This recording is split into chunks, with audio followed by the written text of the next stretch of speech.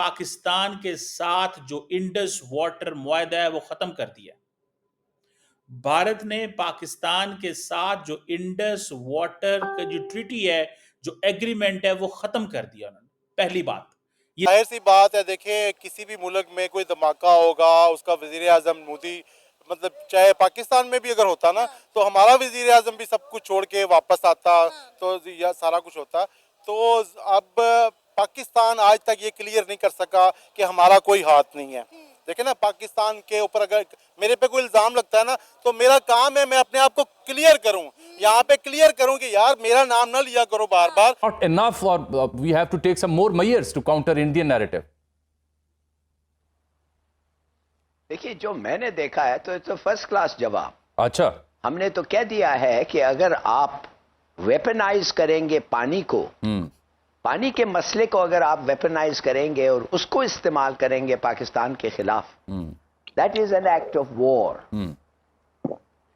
तो हमने अब देख लिया है इसमें जिस चीज का हमें पता होना चाहिए कि भारत ने यह कहा है कि पाकिस्तान और भारत के दरमियान जो बॉर्डर है उसको बंद कर दिया जाए। भारत और पाकिस्तान के दरमियान जो बॉर्डर है वो बंद कर दिया गया है। जो अटारी वाघा जिसे बॉर्डर कहते हैं वो कंप्लीटली बंद कर दिया गया है।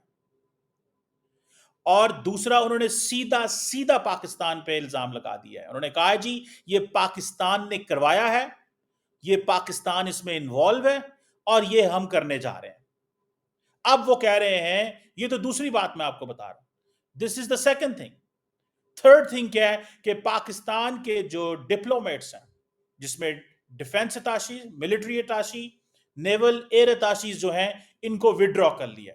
और इंडिया ने जो पाकिस्तान के अंदर भी नेवल एयर एंड जो अटाशीज थे, आर्मी के अटाशीज थे, उनको भी विड्रॉ कर लिया है।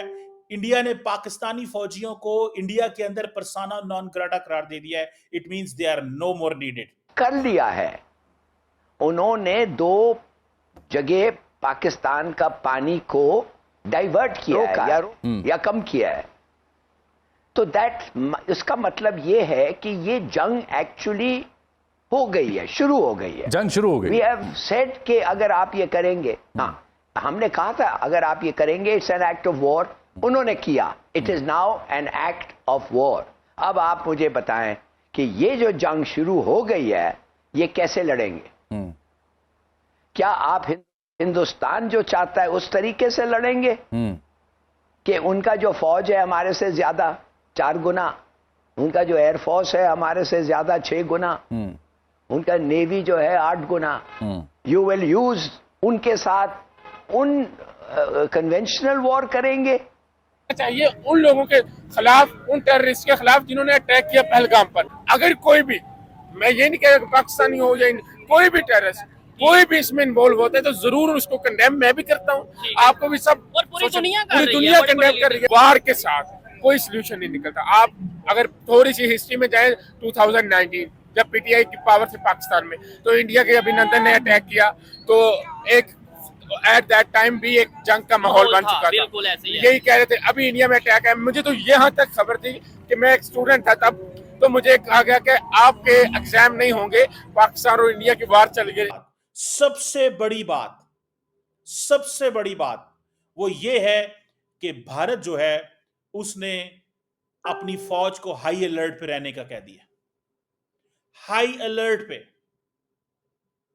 ये जो डिफेंस एयर अटाशी विड्रॉ किए गए हैं, इट मींस कि पाकिस्तान और भारत के दरमियान there is not going to be any dialogue, anything. जो सर्विस एडवाइजर्स थे उनका जो सपोर्ट स्टाफ है उसको भी विड्रॉ कर दिया गया। और ये जो डिफेंस, मिलिट्री और एयर अटाशी की जो पोस्ट हैं, इन पोस्टों को खत्म कर दिया। इट मींस कि ये दोबारा कभी जाएंगे नहीं। ये एक मैसेज है पाकिस्तान के लिए। मैसेज ये है कि जब आप बात करते थे कि जनाब इंडिया इन्वॉल्व है, तो आप कुछ भी नहीं करते थे।